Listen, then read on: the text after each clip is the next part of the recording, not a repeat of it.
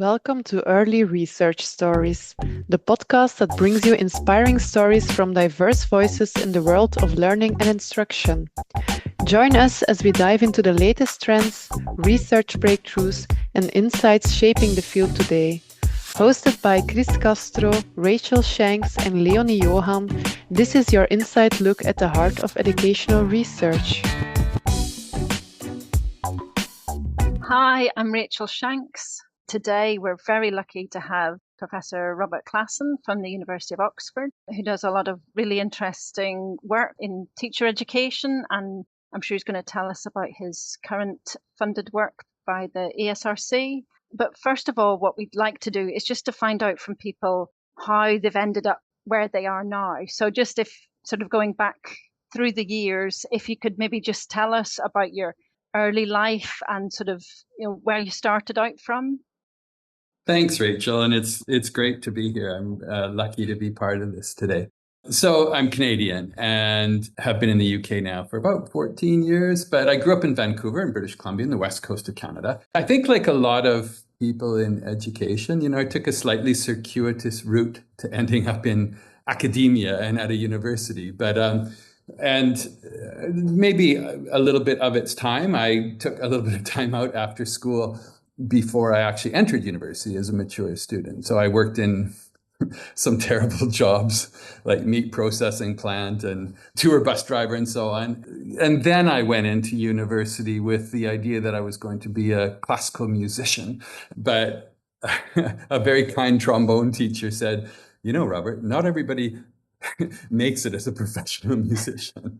And so at that point, I thought, oh, right, what am I going to do with my training? And so I actually became a music teacher and went into a teacher education program at UBC in Vancouver. That's kind of my route into education. And then, as you do, you think, oh, maybe this is something I want to continue with. But I trained after 3 years of teaching in a school, which was great. I trained as an educational psychologist, again in Vancouver at UBC, and then worked in that area for maybe 12 years. Mm-hmm. Then eventually did a PhD, which I finished at age 40 at Simon Fraser, again in Vancouver, and decided that was something that I was really excited about, is doing research and working at a university and looking at, I studied educational psychology in my PhD, and I was really excited to make a career for the second half, let's say, of my career as a researcher. And so that's kind of how I ended up in the university as an educational psychologist and in an education department. And do you still play the trombone? No. When we moved to the UK, we had to make some hard decisions, and my wife thought this was an easy decision to leave the trombone behind. Oh dear. So yeah, it's not the world's most useful instrument. Hi, I'm Leonie Johan. Do you still do any kind of music? Yeah, I sing. So I've been in various choirs, and I occasionally play the piano when I find one to play. Hi, Rob. I'm Chris Castro. Can you tell us about any mentor or mentors that have helped you in your career? My mentors at Simon Fraser were Phil Winnie and Jack Martin, a couple of older professors in educational psychology. They were really useful to kind of connect me with this idea of an academic ethic. And I think that this idea that, the job of a university lecturer or professor is to look at discovery of truth, essentially. And Jack was more philosophical, but that was one of my early mentors, just about this notion of what the role of a university academic is. So that was certainly a mentor at the beginning of my kind of scholarly journey, I suppose. And then my first job was at the University of Alberta in Edmonton, and I had some really great colleagues there. And it was such a good place to start my academic career. And people like Rauno Perilla, who was from Finland, but living in Canada, now in Australia, but gave me a really good role model to this idea of being productive academically and really focusing on research. So that certainly was one. Rauno, there was a guy named Frank Pajaris, who's a motivation researcher out of the US, who passed away a few years ago. But I never met him, and this was before Zoom and so on. But we corresponded a lot, and just a few words of encouragement make such a difference when you're starting out in your career. And he was really supportive in lots of ways. And then, just one story. When I was a master's student, a little bit unsure of my academic prowess, because I wasn't a brilliant undergrad. I didn't spend that much time attending classes and so on. But as a master's student, it was just a hallway thing. I had turned in an assignment, and I was a reasonably good writer. And she just said, "Oh, Robert, I've just read your paper. You really should think about," and then she was interrupted. But just like that interrupted statement was, "Oh, right, okay." Maybe she was going to say an academic career or a PhD or something. And I never followed it up. But just a few kind of positive words like that made a big difference when you're starting out in your academic career. Maybe based on that, could you think of anything you would like to give an early career researcher on the way? Like, what would be your advice to? Yeah. Well, I mean, I know we're going to talk about early because this is an early podcast, but it's so important to find a home as when you're an early career researcher, even as a doctoral student or a postdoc. I used to. The reason I went into academia is I realized, oh my goodness, I can travel and get paid for. But that's not a really great reason to choose your conference locations. Like it's really cool when you can go, oh my goodness, I'm early is going to be in Graz. Like that sounds interesting. Let's go there. But I think it's really important to find that academic community. I used to go to these big American conferences when I was in Canada. And so now I don't go there. But anyway, I used to go to APA, American Psych Association, and AERA. And those were my kind of go-to conferences. They're enormous. And there's nothing lonelier than going to a conference when you don't know anybody and you see all these hordes of people, and it's like, and you maybe have a poster to present and you stand there, nobody comes to your poster. And it's just like, it's a really bad experience if you're not connected. And eventually I got quite connected in both of those groups before I moved to the UK. And it was, great. I enjoyed it. But for early conference, it's nice to be part of a SIG or somewhere where a smaller unit where people get to know you a little bit. And you get the opportunity to apply for awards and things when it's your community that knows your work a bit. And so I always tell my doctoral students to think carefully. Don't just randomly go to or affiliate with associations. Really think carefully about where you might fit and where you might get known a little bit. And so that's kind of something that I think is really important for early career researchers. How would you compare AERA conference with early conference? What was your experience in both? Well, that's a good question. I mean, at first, again, AERA is so enormous, and there's some really good quality research there, but it's so big and so diverse. And early, I don't know, is a quarter of its size, maybe. I like very much the international aspects of early. When I first went, I can't even remember what my first early conference was. But, first of all, I was expecting lots of Europeans. And at that time, lots of Brits, because we were part of Europe. That's why we moved to the UK, actually. But that didn't work out so well. Early, I found it, AERA is really international as well. And don't get me wrong, it draws in a lot of people from Europe and Australia and other parts of the world. But early also does that on a smaller scale. So it's just a more comfortable situation in terms of being able to navigate a program, for example. I like a big conference at times, like early, but it's not enormous and overwhelming like AERA can be. May I just link to this? I would like to know how you as a senior researcher actually approach a conference. Do you have kind of an aim what you want to get out of a conference? Yeah, I used to think if I could attend one great session, then it was like a successful conference. One session that kind of, not changed my whole direction, but gave me something to think about. And so hopefully you get more out of a conference than just one good idea. But I think that, it's not that easy to kind of change your way of thinking or to be challenged necessarily. Like, it doesn't happen every day. And if you get that from a conference, I think that's really useful. And I mean, now, what I really want from a conference is a single idea that changes my thinking a little bit, and then hopefully lots of connections with people and some new connections with people as well. So like now you've been speaking about like EARLI already. Could you come into how EARLI actually has contributed to shaping your career? Yeah, I mean, in a couple of ways. I mean, now I'm a co-coordinator of a special interest group. And so that's a new role for me. And SIG 11, teaching and teacher education. So that's good. I used to really affiliate. I think EARLI offers enough that I kind of have shifted directions a little bit in my research. Like I used to go to the motivation SIG a lot. And that was kind of when I was more theory-based or theory-focused, I thought, and that's where like my people were.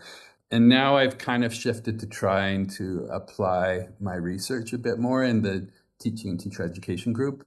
And I think building networks is something that you can do at EARLI. And so I, have a nice international network. Some of my colleagues from EARLI, I'm part of an EARLI Center for Excellence in Research, an ESER group, and Mareike Kunter and I, she's from Germany, from DIPF, have this group of 10 people who are interested in essentially teacher effectiveness, teacher recruitment, and so on. And that's a very international group. There's, I think, 3 people from Germany, and then a few more people across Europe, somebody from Australia, and a couple from North America. And so it's that kind of opportunity. It's a kind of thing that brings people together a couple of times a year over a period of 3 or 4 years, so that you can really work together fairly intensively and consistently. So our group has been going since 2021, I think it is, and we still meet up. This summer, we hosted a conference, SIG 11 and SIG 13, which is democratic education. That's not quite its full name, but along those lines. We hosted it in Oxford, and that was, a lot of work, because I think we had about 230 or 240 attendees, but that was an interesting challenge that being part of EARLI allowed me and my team to be involved with. And so that was really fun and worked out really well. And we had great keynotes and lots of interesting delegates. So related to this, to what you're talking about, changing gears and all these different areas that you're exploring your research during your career, would you have a distinction or publication or group of publications that you would like to highlight today for our audience?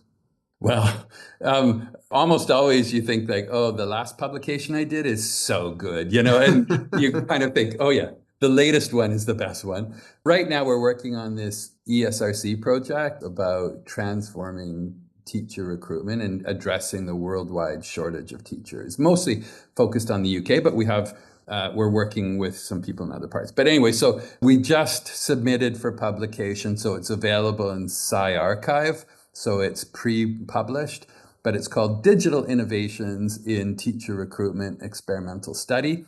We've been working on interventions that are engaging and interactive. And we kind of came to this idea that, undergraduates, that's our main target, and secondary school students, one thing that many of them like to do is to play games. And so lots of, digital interventions kind of grab people's attention. And so we've been working on various kinds of games particularly, but other kinds of digital interventions like realistic job previews. And we're working right now on some mini games or mini quizzes to try to engage people with the notion of becoming a teacher. Because it's one thing, working conditions is like the first thing you might want to improve, like salary and class size and so forth are really important to attract people, but you need to get their attention somehow. And so we've been using various kinds of motivation theories to try to get people's attention and to understand, first of all, how they make career decisions,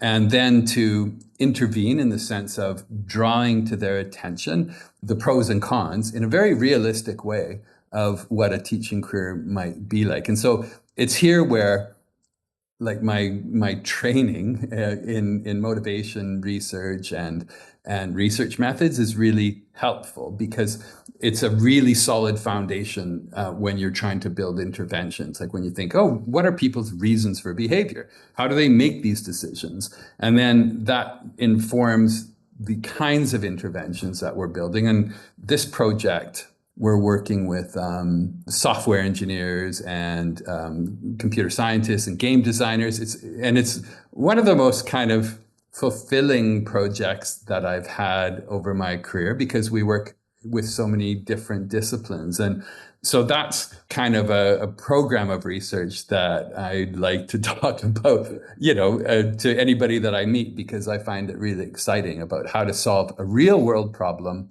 using educational research, motivation research, and then some kind of cool technologies as well. In your experience with school teachers, and you being a school teacher yourself in your starting of your career, what would you say it's like a quality, a different something that a teacher has comparing to other professionals, for example?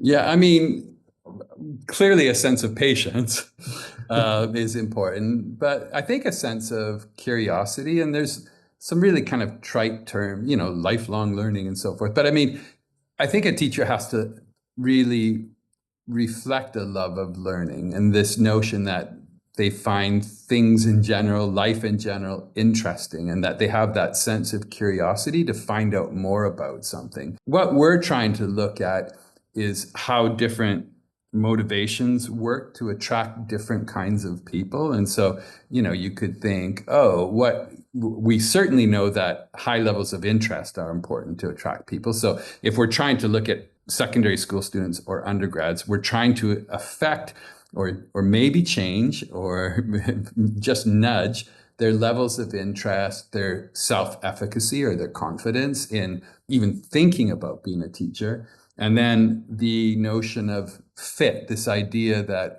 maybe my characteristics would fit well with those kind of characteristics demanded from a teacher. So those are some of the important characteristics that we look for and try to manipulate or nudge, is that interest and that self-efficacy and that feeling or perception that their characteristics match what's needed from those needed for teaching successfully. Thanks. What I wanted to ask about was what changes you've seen over the 20 years you've been working in education research, because obviously the project you've just mentioned, wouldn't really have been imaginable 20 years ago. But I just wondered if there are other changes or trends that you've seen in education research. I think people are probably more accepting of diverse methodologies, trying to solve real world problems. I know in the UK, for better or for worse, there's been such an emphasis on the impact agenda. And I think that's really influenced the way that my team works, and certainly the way I think about research. And so I think that's one trend, that people are trying to make a difference in practice and not just theorizing about research and so on. Would you say that that's a trend in the rest of Europe, or is only UK? Well, I don't know. I mean, it's hard because I work with particular people in Europe, and we tend to work on trying to address big problems. And so the people that I usually work with are trying to address a real world problem using strong theory and empirical kind of backgrounds. And so I don't know if I could comment on what's happening. And I do find really strangely in Europe how certain countries are more represented in EARLI and in the journals that we publish in. And so my wife is always saying, Robert, why aren't you doing research in Italy or France? Why is it always Finland? She would probably rather, go to Naples or Rome than Helsinki or Jyväskylä again. But so I guess I don't know how that develops across countries, and how some countries are more inward looking and some countries are more outward looking. It might also be that especially like French and Italian speakers maybe publish in their own languages. You're right. There's not a lot of international Finnish journals, for example. No. Whereas, the French language population of the world is much bigger, I suppose. I like interdisciplinarity and the ability to kind of mix your educational knowledge with new technologies and innovations. I know there are downsides to that, but it's something that can be really exciting if you're working with good people and have some new ideas. So what will be your view on AI? Well, I mean, of course, we're looking at integrating that into some of our teacher attraction or teacher recruitment tools. And so, but it's through a kind of a teacher coach or mentoring system. And so we've been working on that a bit. And that's really remarkably useful already to give the kinds of feedback that many mentors will be giving. It's not perfect and it's not as contextualized as when you observe somebody teaching and you give them feedback.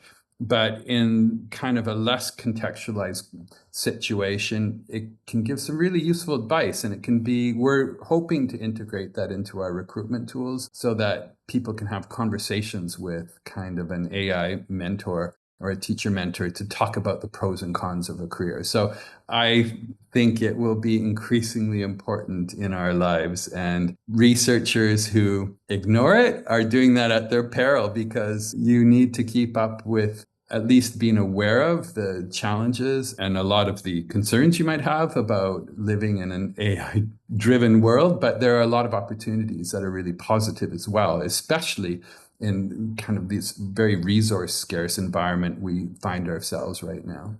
But yeah, it's terrible. It's terrible for students who write essays for assignments, because you really have a hard time detecting that. So there are a lot of problems, and we better start changing the way we're doing assessment in universities, because my goodness, students are not ignoring AI for the most part. It sounded like as if you have busy days as a researcher, so maybe you could like invite us into your, like, tell us a bit more about how like a normal week or a day looks like. All right. Okay. I take the train a lot. And so Sunday night or Monday morning, I'm down to Oxford, and I live in York for the rest of the time, which is in northern England, in a beautiful old city. Actually looks quite a bit like Oxford in some ways. So that's one part of my life that's important, is that I spend a lot of time commuting on trains, and that works out well when the trains are running, and I can be quite productive.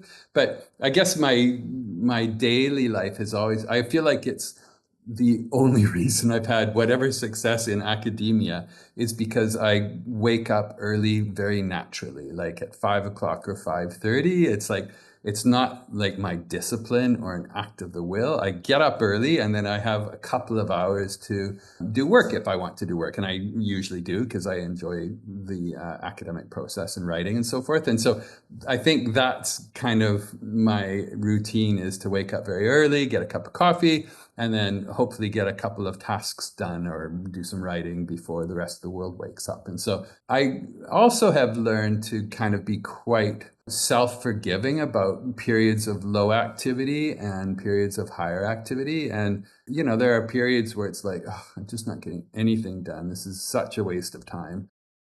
Also, you know, I try to exercise regularly. I ride my bike in Oxford all the time, because that's just the best way to get around. And we do a lot of hiking or walking, and Yorkshire is gorgeous for that. So there's some beautiful national parks up in the Moors National Park, North York Moors, and there's some really beautiful parts of England for that, and Scotland, for those of you in Scotland. We do long distance walking in the summer. We're doing very gradually the Via Francigena, which is from Canterbury in England to Rome. And we try to do a stretch every year of that. And so I think that helps a little bit with work-life balance, is to, you know, try to stay active as much as possible and have that as part of your daily life. Cool, thank you. That looks like, sounds like as if you have like some sort of balance at least, or... Well, and last thing I did want to say, I don't know, for those of you who have moved countries, your family is actually more important than it would be if you stayed in one place, because you don't have the same network instantly when your old friends and so forth. So you have to really build that network. But Friday, we have adult kids now who live in the area of York. And Friday night, as often as possible, is Friday night at the Swan, which is a beautiful old classic pub in York. And so I quit work early, and by 4:30 I'm at the Swan, and hopefully one of our 3 kids, or my wife and my kids' partners, some of them show up, and we spend some time at the Swan most Friday nights. So that's an important part of my work-life balance. Is like pop culture equally developed or a thing in Canada as it is? No. No. I mean, partly because everybody drives everywhere. Yeah. And so pub culture is not very, not very safe, let's say. But in a small city like York or Oxford, you walk everywhere or cycle, and pub culture is a really big deal. And it's really a lovely part of life, I think. Agreed. Really nice talking to you. Yeah. So, thank you, and Robert. thanks again for your time. And hopefully we'll see you in Graz this summer. We'll look at each other and think, oh, I've met that person somewhere.